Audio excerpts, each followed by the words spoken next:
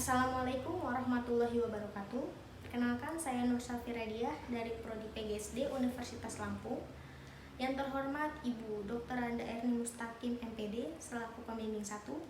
Yang terhormat Bapak Ujang Effendi MPDI selaku pembimbing 2. Yang terhormat Ibu Dr. Fitri Akhir MPD selaku pembahas. Di sini saya akan mempresentasikan ujian komprehensif saya yang insya Allah akan dilaksanakan pada hari Kamis 10 Desember tahun 2020 pukul 13.00. Hubungan bimbingan belajar dan pola asuh orang tua dengan prestasi belajar peserta didik kelas 3 SD Negeri oleh Nur Safira Diah, Fakultas Keguruan dan Ilmu Pendidikan Universitas Lampung, Bandar Lampung tahun 2020. Abstrak. Masalah dalam penelitian ini adalah bimbingan belajar dan pola asuh orang tua yang diterapkan kurang tepat, serta prestasi belajar peserta didik yang belum mencapai standar kriteria ketuntasan minimal. Tujuan penelitian ini untuk mengetahui hubungan bimbingan belajar dan pola asuh orang tua dengan prestasi belajar. Metode penelitian ini adalah korelasional dengan jenis penelitian kuantitatif.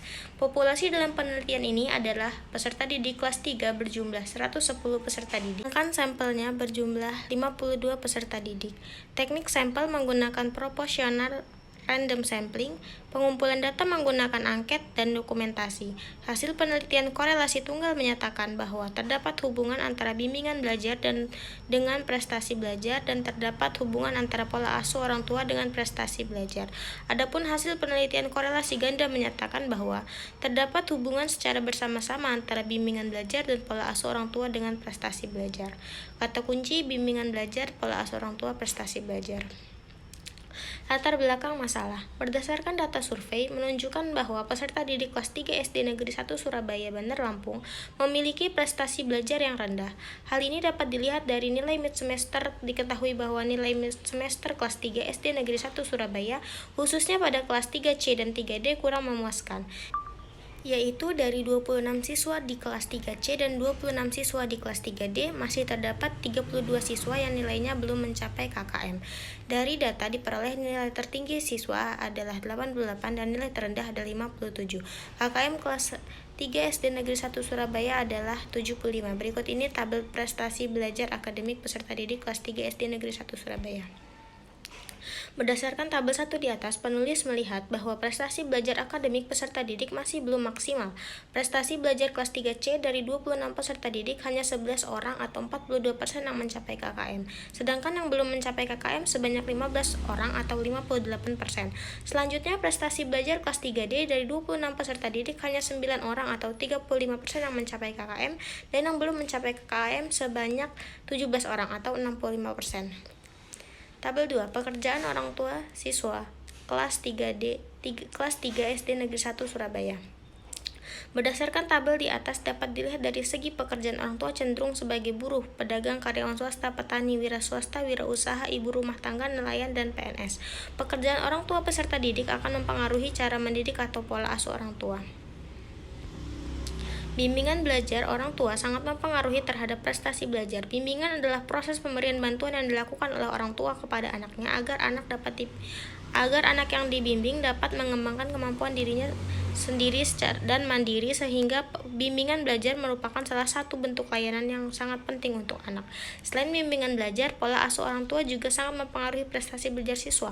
Oleh sebab itu, orang tua harus menerapkan pola asuh yang tepat kepada anaknya sehingga dapat membantu anak dalam proses pembelajaran sehingga akan meningkatkan prestasi belajar anak di sekolah.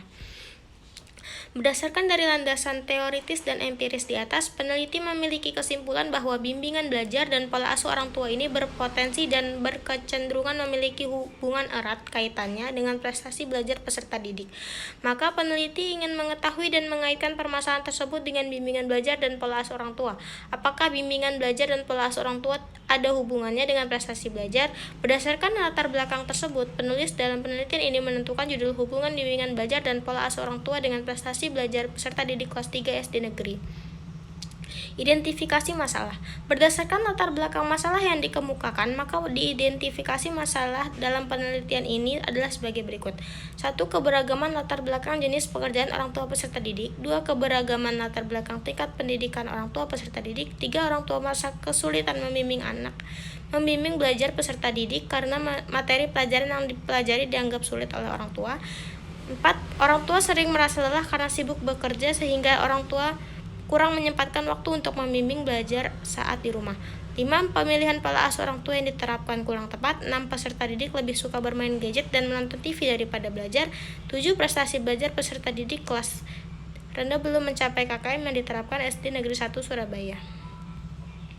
Pembatasan masalah. Berdasarkan latar belakang dan identifikasi masalah, peneliti membatasi masalah yaitu bimbingan belajar dan pola asuh orang tua dengan prestasi belajar peserta didik. Rumusan masalah. Berdasarkan latar belakang masalah dan identifikasi masalah serta pembatasan masalah yang telah peneliti uraikan, maka diperoleh rumusan masalah sebagai berikut.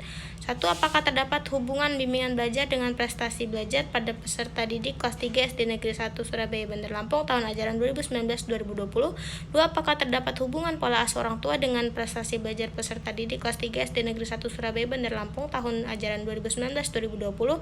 3. Apakah terdapat hubungan bimbingan belajar dan pola asuh orang tua dengan prestasi belajar peserta didik kelas 3 SD Negeri 1 Surabaya Bandar Lampung tahun ajaran 2019-2020. Tujuan penelitian. Berdasarkan rumusan masalah, maka tujuan dalam penelitian ini adalah untuk mengetahui apakah terdapat hubungan bimbingan belajar dengan prestasi belajar peserta didik kelas 3 SD Negeri 1 Surabaya Bandar Lampung tahun ajaran 2019-2020. 2. Untuk mengetahui apakah terdapat hubungan pola asuh orang tua dengan prestasi belajar peserta didik kelas 3 SD Negeri 1 Surabaya Bandar Lampung tahun ajaran 2019-2020. 3. Untuk mengetahui apakah terdapat hubungan bimbingan belajar dan pola asuh orang tua dengan prestasi belajar peserta didik kelas 3 SD Negeri 1 Surabaya Bandar Lampung tahun ajaran 2019-2020. Manfaat penelitian. Manfaat teoritis. Secara teoritis, penelitian ini memberikan manfaat antara lain, penelitian ini dapat memberikan gambaran tentang hubungan bimbingan belajar dan pola asuh orang tua dengan prestasi belajar peserta didik kelas 3 SD Negeri 1 Surabaya. Penelitian ini dapat dijadikan sumber kajian lebih lanjut bagi peneliti selanjutnya. Secara praktis, bagi peserta didik, bagi pendidik, bagi orang tua, bagi kepala sekolah, dan bagi peneliti lain. Kajian pustaka. A. Bimbingan. 1. Pengertian bimbingan. Menurut Muawanah tahun 2004 halaman 4, Prayitno dan Amti tahun 2004 halaman 99, Walgito tahun 2004 halaman 4.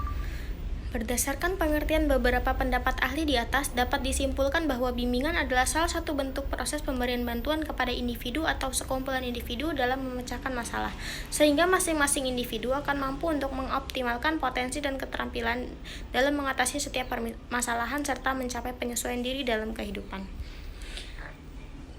B. Belajar. 1. Pengertian belajar. Menurut Vernon S. Kirlach dan Ronald P. Ely dalam Arsyad tahun 2012 halaman 3, Slametto tahun 2013 halaman 5, dan Aunur Rahman tahun 2014 halaman 35, berdasarkan uraian di atas dapat disimpulkan bahwa belajar adalah perubahan tingkah laku pada individu-individu yang belajar.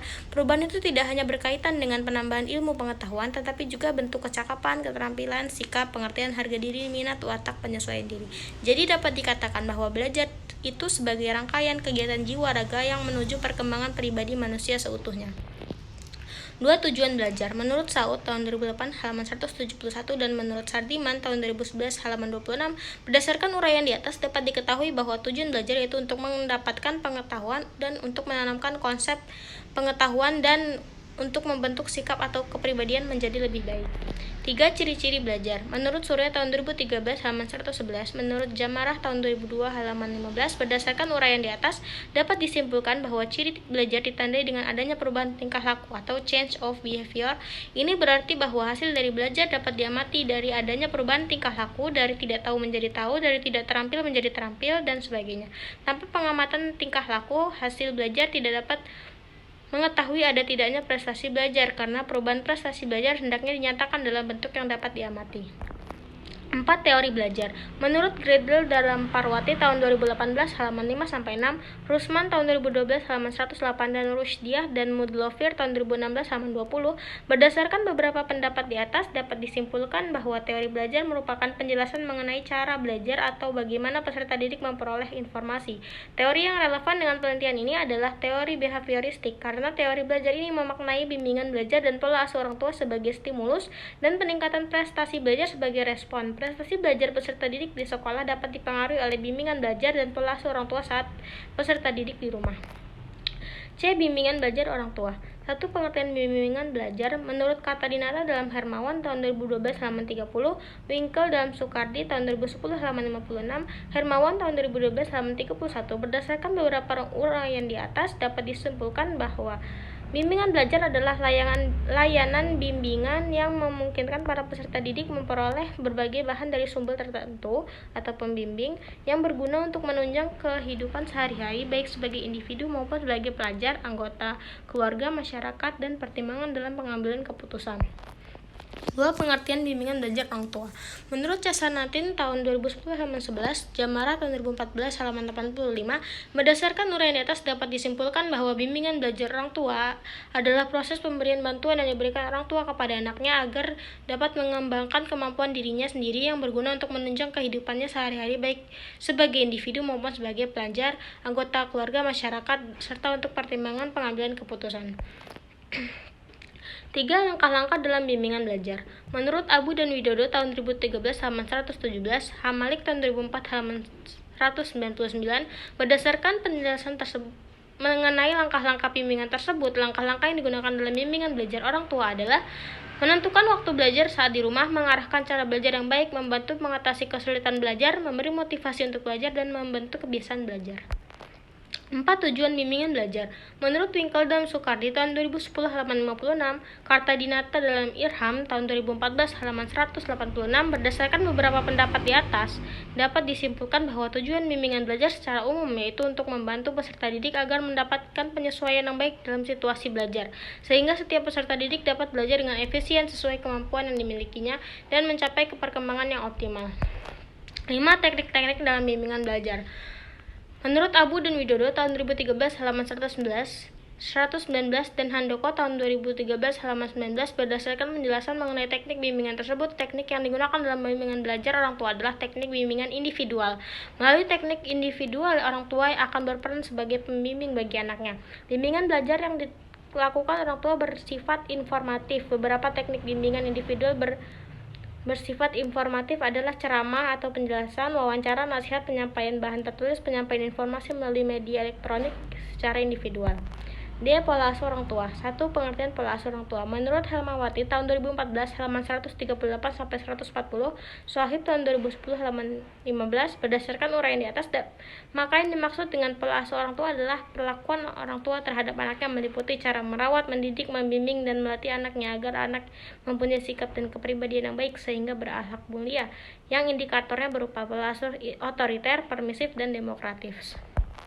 Faktor-faktor yang mempengaruhi pola asuh orang tua. Menurut Tridonanto tahun 2014 halaman 24, Manurung dalam ISNI tahun 2014 halaman 17, berdasarkan uraian di atas dapat diketahui bahwa faktor yang mempengaruhi pola asuh orang tua yaitu adanya hal-hal yang bersifat internal, berasal dari dalam diri, dan bersifat eksternal, dari luar. Hal itu menentukan pola asuh terhadap anak-anak untuk mencapai tujuan agar sesuai dengan norma yang berlaku. 3. Macam-macam pola asuh orang tua.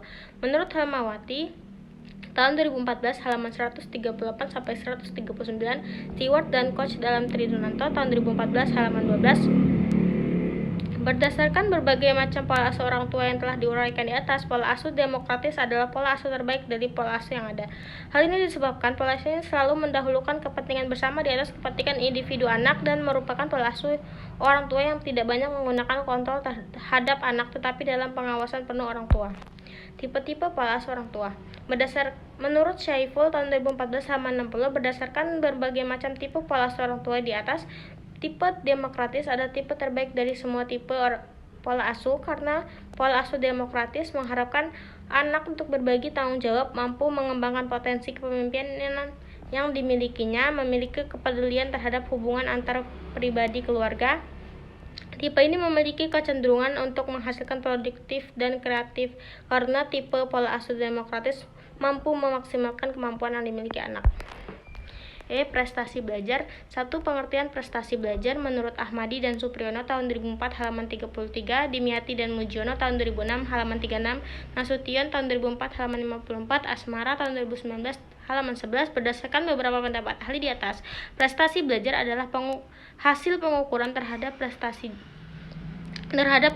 peserta didik yang telah mengikuti pelajaran dan diberikan berupa nilai atau angka dari guru kepada peserta didik dalam jangka waktu tertentu. Prestasi belajar merupakan tolak ukur keberhasilan peserta didik dalam mencapai tujuan pembelajaran yang telah ditetapkan. Dua macam-macam prestasi belajar. Satu, prestasi belajar akademik. Menurut Harahap dalam Suyanto dan Sohapati tahun 2014 halaman 724, Suryabrata dalam Maslihah tahun 2011 halaman 108, Marjuan dalam Fasihah dan Fatimah tahun 2013 halaman 148, berdasarkan beberapa pendapat ahli di atas, peneliti menyimpulkan bahwa prestasi akademik adalah keseluruhan hasil belajar dari proses belajar dalam bidang akademik. Prestasi akademik dijadikan indikator atau tolak ukur keberhasilan peserta didik dalam penguasaan materi yang diajarkan selama di sekolah. Prestasi non-akademik. Menurut Mulyono dalam Kartika tahun 2016 halaman 4, Lestari 2018 halaman 39, Nafia dan Suyatna tahun 2014 halaman 801, berdasarkan pendapat di atas dapat disimpulkan bahwa prestasi belajar non-akademik adalah prestasi yang diperoleh dari kegiatan ekstrakurikuler yang pencapaiannya di luar jam pelajaran. Prestasi non-akademik termasuk dalam prestasi belajar, namun peneliti hanya fokus pada prestasi belajar akademik agar tidak meluas dalam melakukan penelitian. 3 faktor yang mempengaruhi prestasi belajar. Menurut Dalyono tahun 2012 halaman 55, Slameto tahun 2010 halaman 54, berdasarkan beberapa pendapat di atas dapat disimpulkan bahwa faktor yang mempengaruhi prestasi belajar antara lain dari dalam maupun dari luar peserta didik. Penelitian ini menekankan pada faktor keluarga sebagai faktor yang akan diteliti karena cara orang tua peserta didik, pola asuh yang diterapkan, relasi anggota keluarga merupakan faktor penunjang dalam proses belajar bagi peserta didik di sekolah. F. Penelitian yang relevan. Afritasari tahun 2017, Yayu Yuliantini tahun 2018, Fitri Rahmawati, Komang Sudarma, dan Maldi Sulastri tahun 2014, Rina Anggraini tahun 2014, Mensah Monika Koni tahun 2013, Danila Verinisca Nescoy Danila. Berdasarkan beberapa pendapat di atas yang berhubungan dengan bimbingan belajar dan pola asuh orang tua terhadap prestasi belajar yang telah dilakukan oleh peneliti lain, yang mendukung dalam penelitian ini adalah bimbingan belajar dan pola asuh orang tua yang sangat berhubungan dan berpengaruh terhadap prestasi belajar anak. Berbagai penelitian di atas juga memiliki perbedaan selain subjek dan objek juga variabelnya. Adapun dalam penelitian ini, bimbingan belajar dan pola asuh orang tua sebagai variabel bebas atau X dan prestasi belajar sebagai variabel terikat atau Y. G. Kerangka pikir penelitian. H. Hipotesis. Berdasarkan uraian di atas, maka hipotesis yang akan diuji kebenarannya dalam penelitian ini adalah hubungan antara bimbingan belajar dan pola asuh orang tua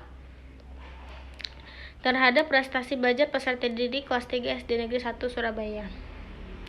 Adapun hipotesis dalam penelitian ini adalah terdapat hubungan yang signifikan antara bimbingan belajar dengan prestasi belajar peserta didik kelas 3 SD Negeri 1 Surabaya tahun ajaran 2019-2020. 2. Terdapat hubungan yang signifikan antara pola asuh orang tua dengan prestasi belajar peserta didik kelas 3 SD Negeri 1 Surabaya tahun ajaran 2019-2020. 3. Terdapat hubungan yang signifikan antara bimbingan belajar dan pola asuh orang tua dengan prestasi belajar peserta didik kelas 3 SD Negeri 1 Surabaya tahun ajaran 2019-2020. Metode penelitian. A. Jenis penelitian.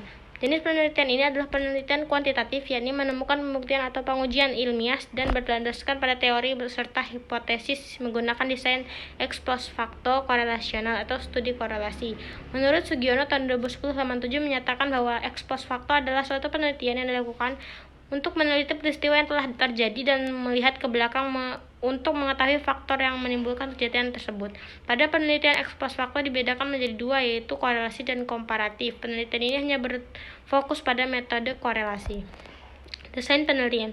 Desain penelitian ini merupakan penelitian korelasi. Penelitian juga termasuk penelitian ex post facto karena variabel digunakan kejadiannya sudah terjadi sebelum penelitian dilaksanakan. C. Prosedur penelitian. 1. Tahap persiapan. 2. Tahap pelaksanaan. 3. Tahap penyusunan. Subjek penelitian, lokasi dan waktu penelitian. Subjek penelitian adalah siswa kelas 3C dan D SD Negeri 1 Surabaya Bandar Lampung. Hal ini disebabkan karena prestasi belajar akademik peserta didik kelas 3C dan D lebih rendah dibandingkan kelas A dan B. Maka peneliti mengambil subjek peserta didik kelas 3C dan D berjumlah 26 anak yang terdiri dari 14 laki-laki dan 12 perempuan, sedangkan kelas 3D 26 anak yang terdiri dari 10 laki-laki dan 16 perempuan. 2. Lokasi penelitian. Lokasi penelitian ini adalah SD Negeri 1 Surabaya Bandar Lampung, beralamat di Jalan Danau Tauti, Kecamatan Kedaton, Kota Bandar Lampung. Waktu penelitian. Waktu penelitian ini dilaksanakan pada semester genap tahun ajaran 2019-2020. Populasi dan sampel. Populasi dalam penelitian ini adalah semua kelas 3 SD Negeri 1 Surabaya, Kecamatan Kedaton tahun 2019-2020 yang berjumlah 110 siswa yang terdiri dari 4 kelas, yaitu kelas 3A 26 siswa, B 28 siswa, C 26 siswa, dan D 26 siswa. Teknik sampel yang dalam penelitian ini adalah proportional random sampling menggunakan rumus Yamannya dengan hasil 52 yang berarti sampel dalam penelitian ini adalah 52 peserta didik. Dibandingkan kelas 3A dan B, prestasi belajar akademik kelas 3C dan D lebih rendah, maka penelitian ini hanya 2 kelas yang dijadikan sampel, yaitu kelas 3C dan D SD Negeri 1 Surabaya, Kecamatan Kedaton berjumlah 52 peserta didik. Variabel penelitian, definisi konsepsional dan definisi operasional variabel. Variabel penelitian, variabel bebas. Variabel yang mempengaruhi disebut variabel penyebab, variabel bebas. Jadi variabel bebas adalah variabel yang mempengaruhi variabel terikat. Variabel bebas penelitian ini adalah bimbingan belajar dan pengawas orang tua yang dinyatakan dengan X1 dan X2. Variabel terikat. Variabel terikat adalah variabel akibat, yaitu variabel yang dipengaruhi oleh variabel bebas. Variabel terikat dalam penelitian ini adalah prestasi belajar akademik siswa kelas 3 SD Negeri 1 Surabaya. Definisi konseptual. Bimbingan belajar orang tua adalah proses pemberian bantuan orang tua kepada anaknya agar anak dapat mengembangkan kemampuan dirinya sendiri. Pola asuh orang tua adalah perlakuan orang tua terhadap anaknya meliputi cara mendidik, merawat, membimbing, dan melatih anaknya agar mempunyai sikap dan kepribadian yang baik. Prestasi belajar adalah hasil pengukuran terhadap peserta didik yang telah mengikuti pelajaran yang diberikan berupa nilai atau angka dari guru kepada peserta didik dalam jangka waktu tertentu. Definisi operasional. Bimbingan belajar orang tua merupakan upaya untuk membantu anak agar dapat belajar dengan baik. Bimbingan belajar orang tua memiliki indikator: 1. Kasih sayang dan perhatian, 2. Menentukan waktu belajar dan penerimaan, 3. Tanggung jawab dalam belajar anak, 4. Membantu mengatasi kesulitan belajar, 5. Menyediakan fasilitas belajar. Pola asuh orang tua adalah kebiasaan orang tua dalam memimpin, mengasuh, membimbing anak dalam keluarga. Variabel ini indikatornya meliputi pola asuh otoriter, permisif, dan demokratis. Prestasi belajar merupakan tolak ukur keberhasilan siswa dalam mencapai tujuan pembelajaran yang telah ditetapkan. Pada penelitian ini, prestasi yang dimaksud yakni perolehan nilai selama 1 semester, tepatnya semester genap tahun ajaran 2019-2020. Nilai yang digunakan dalam penelitian ini berupa nilai angka peserta didik sebelum dikonversikan ke dalam nilai huruf. Metode pengumpulan data, yaitu yang pertama ada angket, yang kedua dokumentasi. Selanjutnya uji validitas dan reliabilitas instrumen penelitian. Uji validitas, uji reliabilitas. Pengujian hipotesis. Berdasarkan hipotesis yang dirumuskan, maka pengujian hipotesis yang akan diuji dalam penelitian dirumuskan sebagai berikut.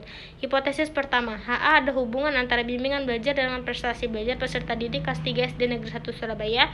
2. HO tidak ada hubungan antara bimbingan belajar dengan prestasi belajar peserta didik kelas 3 SD Negeri 1 Surabaya. Hipotesis kedua, ada hubungan antara pola asuh orang tua dengan prestasi belajar peserta didik kelas 3 SD Negeri 1 Surabaya. HO tidak ada hubungan antara pola asuh orang tua dengan prestasi belajar peserta didik kelas 3 SD Negeri 1 Surabaya. Hipotesis ketiga, HA ada hubungan antara bimbingan belajar dan pola asuh orang tua dengan prestasi belajar peserta didik kelas 3 SD Negeri 1 Surabaya. HO tidak ada hubungan yang positif antara bimbingan belajar dan pola asuh orang tua dengan prestasi belajar peserta didik kelas 3 SD Negeri 1 Surabaya. 4. Hasil penelitian. A. Hasil uji persyaratan instrumen. Sebelum penelitian dilaksanakan, terlebih dahulu instrumen diuji validasi butir instrumen. Instrumen yang digunakan berupa angket bimbingan 30 item pertanyaan. Selanjutnya data ditabulasi, maka penguji validitas dilakukan untuk mengkorelasikan antara skor pertanyaan.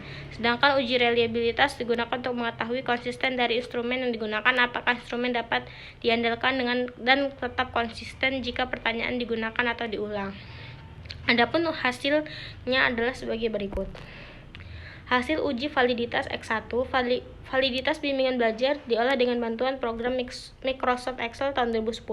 Hasil uji validitas dengan N jumlah responden sama dengan 30 dan alpha sama dengan 0,05, maka R tabel adalah 0,361. Dapat disimpulkan bahwa 25 pertanyaan pada angket bimbingan belajar yang valid dapat digunakan dalam penelitian. Hal ini karena 25 pertanyaan R hitung lebih besar dari R tabel dinyatakan valid dan 5 pertanyaan R hitung lebih kecil dari R tabel dinyatakan tidak valid. Sehingga pertanyaan yang digunakan dalam penelitian ini untuk mengukur bimbingan belajar sebanyak 25 pertanyaan. Hasil analisis uji validitas X2, validitas pola asuh orang tua diolah dengan bantuan Microsoft Excel tahun 2010. Hasil uji validitas dengan N jumlah responden 30 dan A sama dengan 0,05, maka R tabel adalah 0,361. Dapat disimpulkan bahwa sebanyak 25 pertanyaan dalam angket pola asuh orang tua dinyatakan valid dan dapat digunakan. Hal ini dikarenakan 25 pertanyaan R hitung lebih besar dari R tabel dan 5 pertanyaan R hitung lebih kecil dari R tabel dinyatakan tidak valid, sehingga yang dapat digunakan hanya 25 pertanyaan. Rekapitulasi uji reliabilitas angket bimbingan belajar dan pola asuh orang tua dengan prestasi belajar. Uji reliabilitas bimbingan belajar dan pola asuh orang tua dengan prestasi belajar dilakukan dengan menggunakan metode Cronbach Alpha dengan bantuan Microsoft Excel tahun 2010. Hasil uji reliabilitas dapat dilihat bahwa koefisien Cronbach Alpha sebesar 0,874. Hal ini menunjukkan bahwa pertanyaan dalam pedoman angket bersifat reliable, tergolong tinggi dan dapat digunakan. C. Data hasil penelitian. Penelitian ini dilaksanakan online dengan membagikan link angket Google Form melalui aplikasi WhatsApp Group pada tanggal 28 Juli dan berakhir pada tanggal 3 Agustus tahun 2020. Penelitian ini menggunakan 2 kelas sebagai sampel yang berjumlah 52 peserta didik yang terdiri dari kelas 3C dan 3D.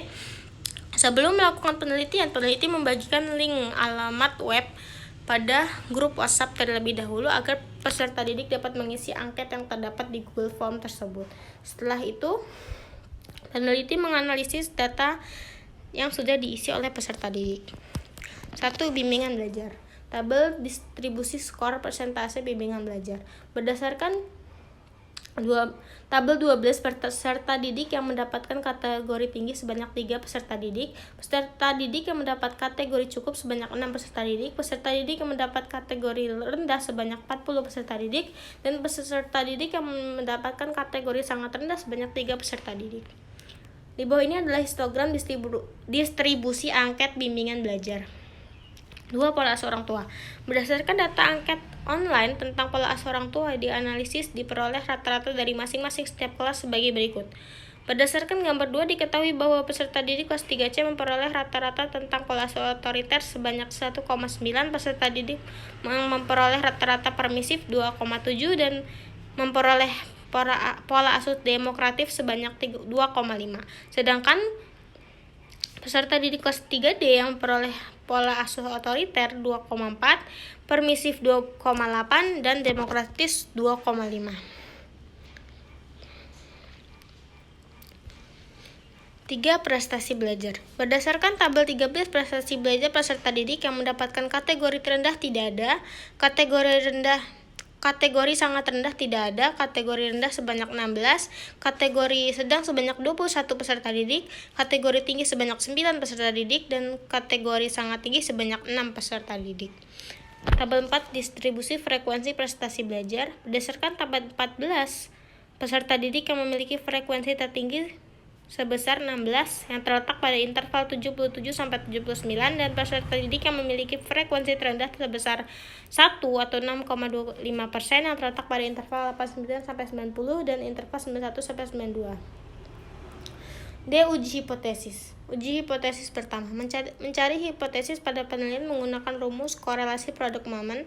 Berdasarkan hasil analisis diperoleh R hitung 0,803 dengan N sama dengan 52, untuk A sama dengan 0,05 diperoleh R tabel 0,2787 sehingga R hitung dan lebih besar dari R tabel 0,803 lebih besar dari 0,2732.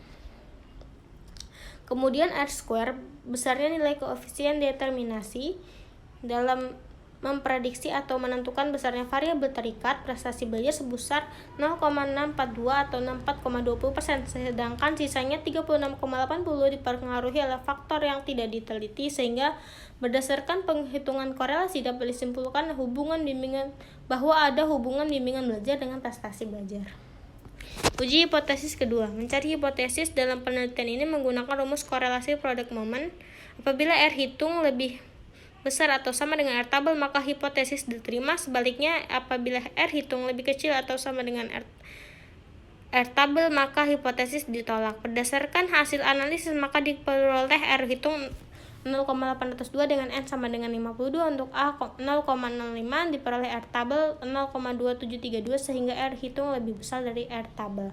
Kemudian R square besarnya nilai koefisien determinasi variabel bebas, memprediksi menentukan besarnya variabel terikat sebesar 0,6432 atau 6432%, sedangkan sisanya 36,58 dipengaruhi oleh faktor variabel lain yang tidak diteliti. Sehingga berdasarkan perhitungan korelasi disimpulkan adanya hubungan pola asuh orang tua dengan prestasi belajar. Uji hipotesis ketiga. Berdasarkan tabel di atas diketahui bahwa nilai F hitung lebih besar dari F tabel. Berdasarkan hasil tersebut, maka hipotesis ketiga dalam penelitian ini diterima. Jadi hasil analisis uji linear ganda menunjukkan ada hubungan positif antara bimbingan belajar dan pola asuh orang tua dengan prestasi belajar peserta didik kelas 3 tahun 2019-2020. Pembahasan hubungan bimbingan belajar dengan prestasi belajar. Hasil penelitian diperoleh dengan menggunakan uji korelasi yang menunjukkan bahwa terdapat hubungan bimbingan belajar dengan prestasi belajar peserta didik kelas 3 tahun ajaran 2019-2020. Berdasarkan hasil penelitian, bimbingan belajar kelas 3 di SD Negeri 1 Surabaya termasuk kategori rendah. Rendahnya bimbingan belajar dikarenakan orang tua belum maksimal dalam memberikan kasih sayang dan perhatian kepada peserta didik, belum menyediakan fasilitas untuk anak dan dalam belajar, dan orang tua juga belum banyak membantu anak dalam mengatasi kesulitan belajar. Hubungan pola asuh orang tua dengan prestasi belajar. Hasil penelitian diperoleh dengan menggunakan uji korelasi yang menunjukkan bahwa terdapat hubungan pola asuh orang tua dengan prestasi belajar peserta didik kelas 3 tahun ajaran 2019-2020. Salah satu faktor yang mempengaruhi adalah pola asuh orang tua. Berdasarkan hasil penelitian, rata-rata pola asuh orang tua yang digunakan untuk mendidik anak menggunakan pola asuh permisif. Orang tua memberikan kebebasan kepada anak untuk mengatakan keinginannya, namun tidak memperdulikan anak. Apabila anak melakukan kesalahan, orang tua cenderung tidak menegur. Kondisi ini dikarenakan orang tua kelas 3 SD Negeri 1 Surabaya belum memahami karakter anak dengan baik, sehingga memutuskan dengan kurang tepat cara untuk memberikan pola asuh yang baik kepada anak. Jika orang tua memberikan pola asuh yang baik, maka prestasi belajar akan meningkat. Hubungan bimbingan belajar dan pola asuh orang tua dengan prestasi belajar.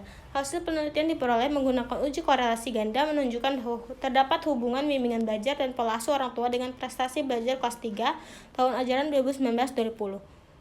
Tinggi rendahnya prestasi belajar ditentukan oleh bagaimana cara orang tua membimbing dalam belajar dan memberikan pola asuh yang baik kepada anak.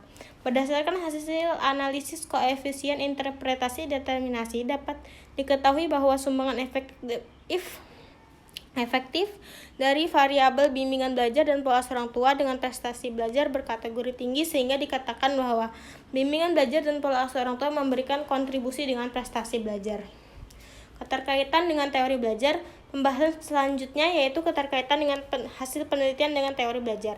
Teori yang digunakan dalam penelitian ini adalah teori belajar behavioristik, karena teori belajar ini memakai bimbingan belajar dan pola asuh orang tua sebagai stimulus dan peningkatan prestasi belajar sebagai respon. Kesimpulan dan saran. Kesimpulan. Pada bagian akhir skripsi ini, peneliti akan memaparkan kesimpulan dan saran yang didasarkan pada temuan hasil penelitian. Berdasarkan data yang diperoleh, maka dapat ditarik kesimpulan bahwa terdapat hubungan bimbingan belajar dengan prestasi belajar sebesar 64,20%.